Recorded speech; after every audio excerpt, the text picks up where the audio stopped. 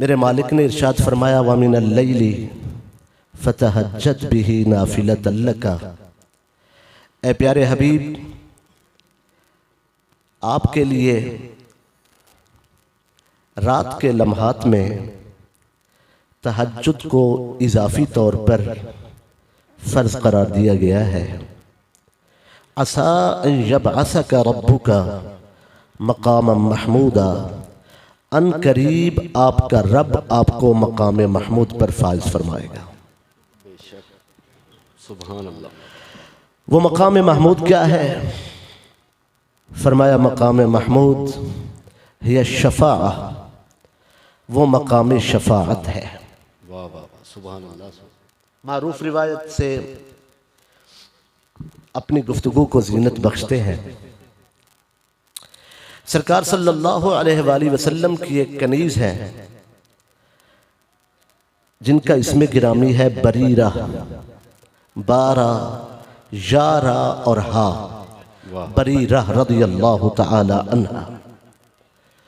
اللہ تعالیٰ نے پردے کا حکم بھیجا، ارشاد ہوا یا ایہا النبی قل لازواجک وبناتک ونساء المؤمنین یدنین علیہن من جلابیبہن۔ اے نبی صلی اللہ علیہ وآلہ وسلم، اپنی ازواج کو، اپنی شہزادیوں کو اور ایمان والی عورتوں کو حکم فرما دیجئے یدنین علیہن من جلابیبہن، کہ اپنے جسم کو چادروں سے ڈھانپیں۔ ذالک ادنیٰ ان یعرفن، اس سے فائدہ یہ ہوگا کہ پہچاننے میں آسانی ہوگی، دیکھنے والے کو معلوم ہو جائے گا کہ یہ مسلمہ عورت ہے۔ فلا یؤذین، اور جو لوگوں کی نگاہیں ایذا پہنچاتی ہیں وہ نگاہیں ایذا نہیں پہنچائیں گی۔ یہ حکم نازل ہوا۔ سرکار صلی اللہ علیہ وآلہ وسلم نے خود شارع علیہ السلام نے فرمایا کہ جو کنیزیں ہیں، خادمات ہیں، لونڈیاں ہیں، وہ اس حکم سے مستثنیٰ ہیں۔ اللہ تعالیٰ نے آیت بھیجی اور سرکار صلی اللہ علیہ وآلہ وسلم نے اس کی تفسیر میں کنیزوں کو، خادمات کو اور لونڈیوں کو استثناء عطا کیا۔ بریرہ رضی اللہ تعالی عنہ کنیز ہے۔ کنیزوں کے مخصوص حالات کے پیش نظر رحمت والے نبی نے ان کی آسانی کے لیے ارشاد فرمایا کہ اگر وہ ایسا نہ کر سکیں تو ان پر گرفت نہیں ہوگی۔ بریرہ رضی اللہ تعالی عنہ چونکہ کنیز ہے تو وہ بازار مدینہ میں اسی سادہ حالت میں تشریف لائیں جیسا کہ وہ پہلے آیا کرتی تھی۔ انہیں استثناء حاصل تھا۔ بازار میں ایک کلمہ گو شخص نے، کلمہ پڑھنے والے نے بریرہ کو دیکھتے ہی تانا دینا شروع کر دیا اور کہا کہ بریرہ، تم کیا سمجھتی ہو؟ تمہیں کیا بھروسہ ہے کہ سرکار صلی اللہ علیہ وآلہ وسلم تمہاری شفاعت کریں گے اور حضور تمہیں بخشوا کر جنت میں لے جائیں گے؟ اگر اعمال ٹھیک ہوں گے تو بخشش ہوگی، اور اگر اعمال درست نہیں ہوں گے تو بخشش نہیں ہوگی۔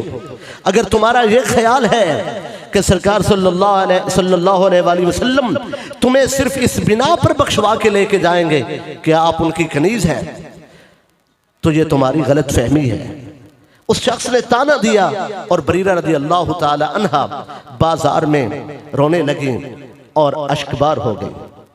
کسی نے سرکار صلی اللہ علیہ وآلہ وسلم کی خدمت میں عرض کی کہ سرکار آپ کی کنیز کو کسی شخص نے بازار میں اس کا دل دکھایا ہے، اسے تانا دیا ہے۔ سرکار وہ رو رہی تھی۔ سرکار صلی اللہ علیہ وآلہ وسلم گھر تشریف لے آئے، کنیز صحن میں داخل ہوئی، حضور کا چہرہ دیکھا اور دیکھتے ہی بے ساختہ رو پڑی۔ ان کا رونا تھا۔ حضور صلی اللہ علیہ وآلہ وسلم نے فرمایا بریرہ کیوں رو رہی ہو؟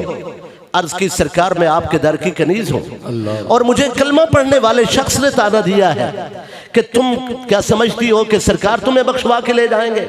لجپال میں اس لیے رو رہی ہوں، اگر آپ نے ہمیں نہیں بخشوانا تو پھر کس کو بخشوا کے لے جانا ہے؟ واہ واہ واہ سبحان اللہ. جب حضور صلی اللہ علیہ وآلہ وسلم نے سنا، سرکار اٹھ کر کھڑے ہو گئے، اور لجپال جب مسجد نبوی میں تشریف لاتے تھے تو حضور سرکار کے مبارک عمامہ پر، حضور کی دستار پر ایک چادر ہوتی تھی. جب سرکار جہاد کے لیے، جہاد کا اعلان کرنے کے لیے تشریف لاتے تو وہ چادر کندھوں پر ہوتی تھی، اور اس کا ایک سرا کندھے پر اور ایک سرا فرش زمین پر ہوتا تھا. آج جب سرکار صلی اللہ علیہ وآلہ وسلم تشریف لائے تو حضور نے اپنی چادر کو نہیں سنبھالا. سرکار کی چادر کا ایک سرا کندھے پر تھا اور ایک سرا زمین پہ لٹک رہا تھا، اور سرکار مسجد میں داخل ہو گئے. صحابہ کرام نے یہ سمجھا کہ شاید اعلان جہاد ہو رہا ہے.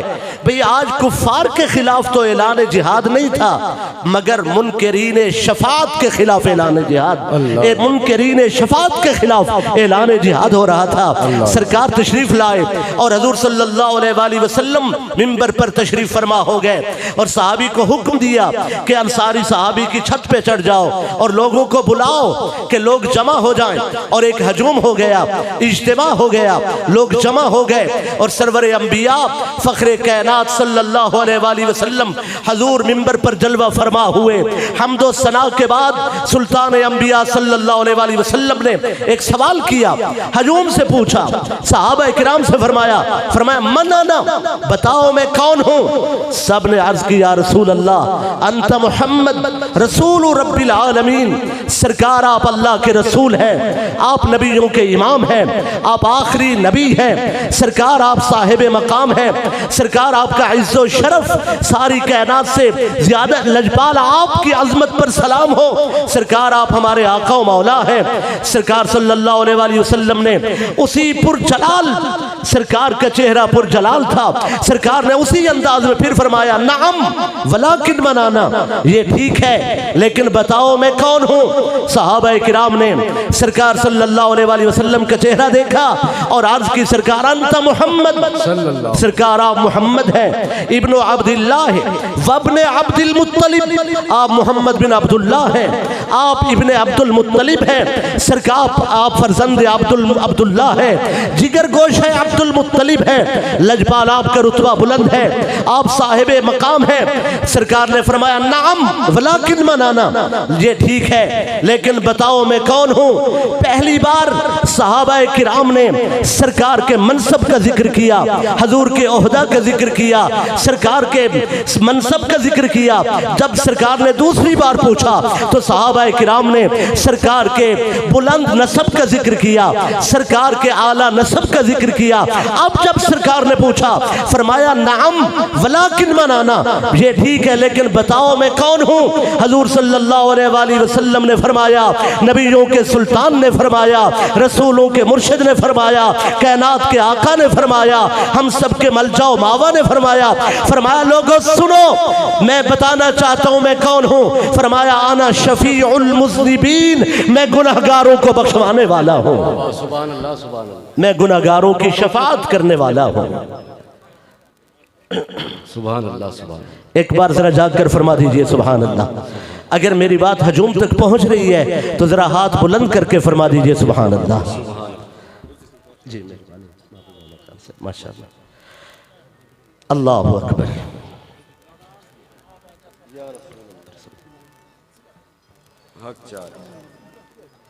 یا علی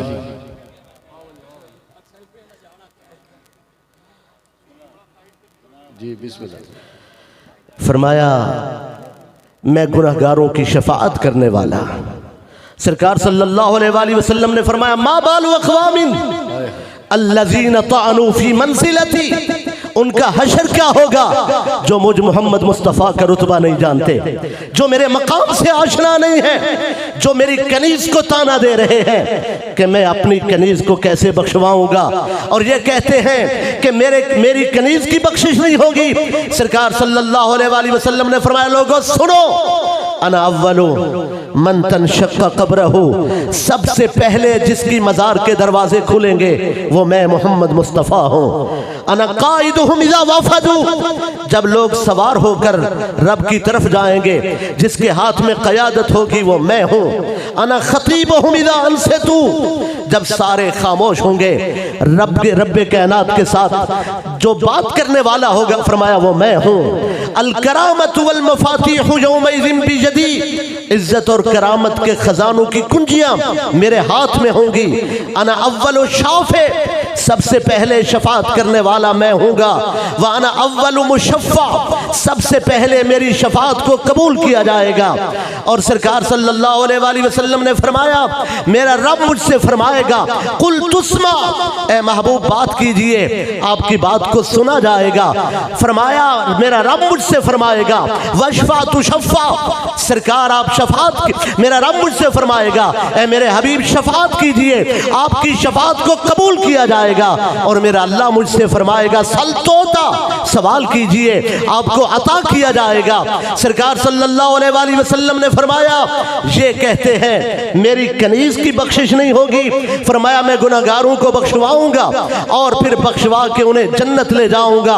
फरमाया जिन्हें मैं बख्शवाऊंगा वो औरों को बख्शवाएंगे।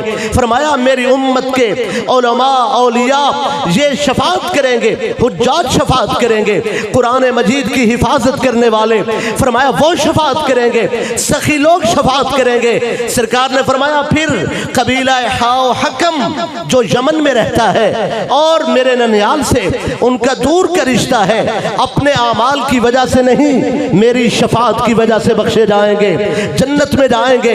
और फरमाया फिर जिन्हें मैं जहन्नम से निकालूंगा, बिलाखिर जहन्नम में पहुंचे हुए लोगों को मैं बाहर निकाल लाऊंगा। वो जो बाहर आएंगे, बाहर आते ये ख्याल नहीं करेंगे कि वो ये नहीं सोचेंगे कि अभी तो हम खुद जहन्नम से निकले हैं। फरमाया जो ही बाहर निकलेंगे, बाहर निकलते ही वो और जहन्नमियों की शफात शुरू कर देंगे।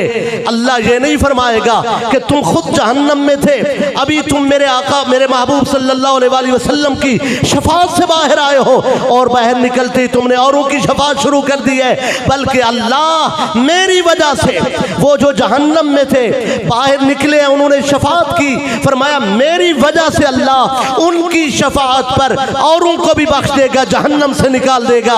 अजीजान गिरामी कद्र, सरकार सल्लल्लाहु अलैहि वसल्लम ने फरमाया मैं तो मैं हूँ जिन्हें मैं बख्शवाऊंगा, वो जहन्नम से निकले हुए लोग भी औरों को बख्शवा के लेके जाएंगे।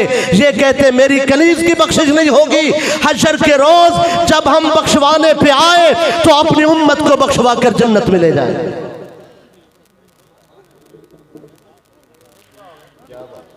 माशाअल्लाह, अल्लाह अकबर।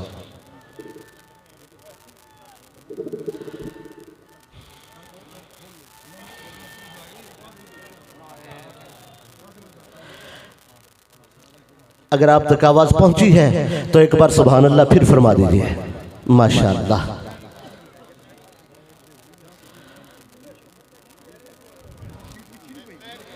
अजीजान गिरामी कद्र, सरकार सल्लल्लाहु अलैहि वसल्लम सरकार की मुबारक कुर्सी फरमाया युजलिसुहुल्लाहु तआला अन यमीनिही अला अर्शिही, अल्लाह अर्श पर अपनी कुर्सी के दाएं जानिब एक कुर्सी सजाएगा। वो कुर्सी जिसे वासिया कुर्सी जो समावाति वल अर्द कहा गया, वो कुर्सी अल्लाह की कुर्सी, जिसका असल माना तो वो चारपाए वाली कुर्सी नहीं है, बल्कि वो कुर्सी इक़्तिदार आला की कुर्सी है। मगर उसे जिस तरह से समझने की कोशिश है, वो जो कुर्सी अर्श पर होगी, युजलिसुहुल्लाहु तआला अन यमीनिही अला अर्शिही, उस कुर्सी के दाएं जानिब एक कुर्सी होगी। उस कुर्सी पर कौन बैठेगा? उस कुर्सी पर मोहम्मद मुस्तफ़ा तशरीफ फरमा होंगे सल्लल्लाहु अलैहि वसल्लम। और आखिर में मैं दुआ करता हूँ अल्लाह ताला हमारी हाज़िरी कबूल फरमाए, हमसे राज़ी हो और मोहतरम जनाब राना शौकत हयात नून साहब खालिक़ कायनात उनके दराजात बुलंद फरमाए। व आखिरु दावाना अनिल हम्दुलिल्लाहि रब्बिल आलमीन।